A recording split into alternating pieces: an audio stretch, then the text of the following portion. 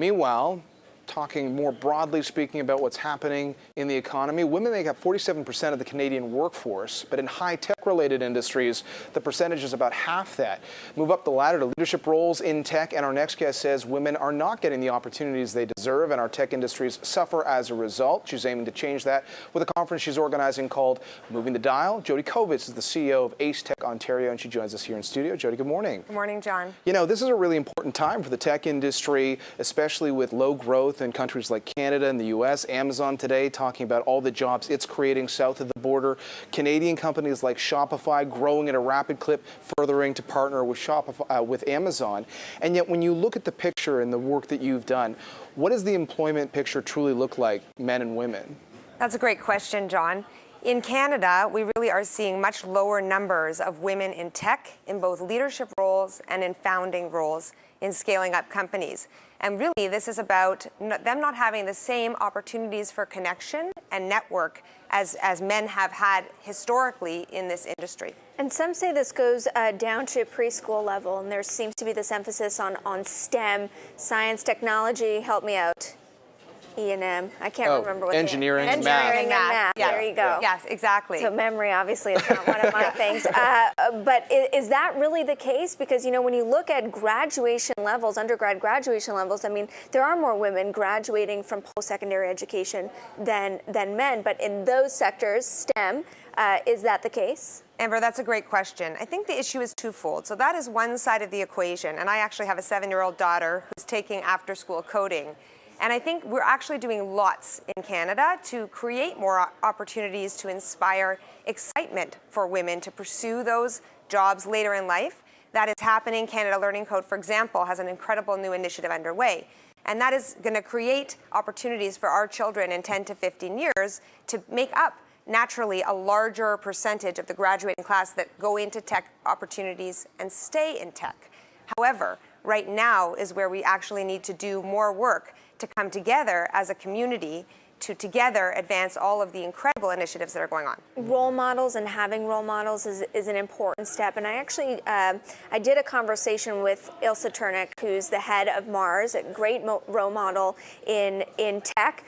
You know, and she's a woman, so that's just an extra bonus there. And I talked about the Marissa Mayer effect and whether that is somebody that, you know, can be a role model, especially with how she balances work-life balance. And somebody actually pointed out that actually maybe she's not such a great role model because, you know, she had children, she had twins, and then I think less than a week or 3 weeks, she was back at work. And she cautioned that women shouldn't have to do that in order to advance in tech. Is that part of your conversation about how to structure the roles so that they work for women's needs? 100%. And part of what we're doing with our kickoff event, which is Monday night, it's really just the beginning of what we hope will really be a movement, is to bring women who are succeeding in many different ways to one panel conversation. So we have some younger founders who are starting and probably working at that pace. We also have a woman on the panel, actually, who's a friend of mine, Candace, who has a portfolio of things that she does. And there's, you know, investors that have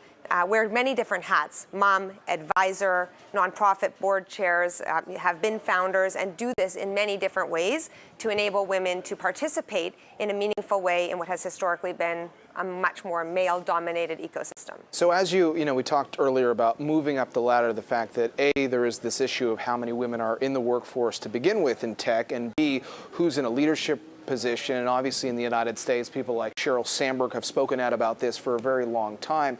Do you think, as you're looking at the environment right now, and certainly at your event, there are going to be a lot of female leaders of startups, growing companies right now, that leadership changes as more of these younger companies grow, or sort of this ecosystem, if you will, of startups mature and are led by women?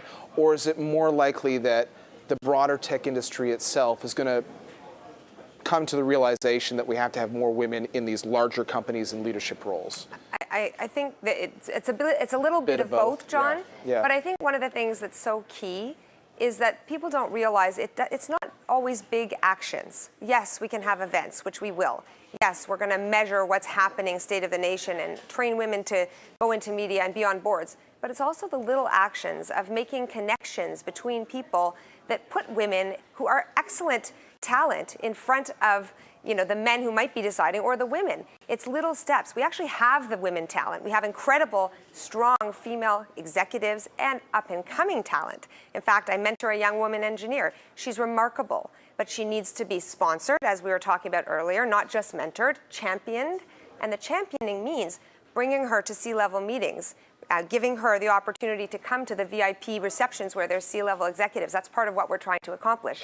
We actually invited lots of young women to participate so they meet the male founders so that they can be hired, put on advisory boards, taught how to do it, meet the connections. That's really about connecting. Failure to diversify was an accusation that was strongly leveled at Canada's banking sector, and they really do seem to be taking a lot more steps to address that. So if change starts kind of at home, as it were, with these companies, what has been their response, their involvement? I think in the U.S. we had some high-profile announcement. Was it Google or Apple or Facebook? One of them committing to have X% diversity over the next couple of years. And maybe a lot of them came out. Are you seeing similar things in Canada? Hugely, and it really is not only the corporations, but the individuals leading the corporations. So for example, evidence of that is that within 1 week we had 600 people register to come to this event, 2 weeks.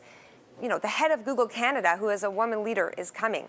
Scaling hot, founders that are men are coming and bringing their women, and they signed up to sponsor before there was an event. So it's just evidence of they care, they're putting their feet behind what they're saying. And this might be hard to have a definitive answer on this, but certainly right now there is this push to try to bring a lot of Canadian talent that maybe went to Silicon Valley back to Canada. The federal government is making a big push on that as well.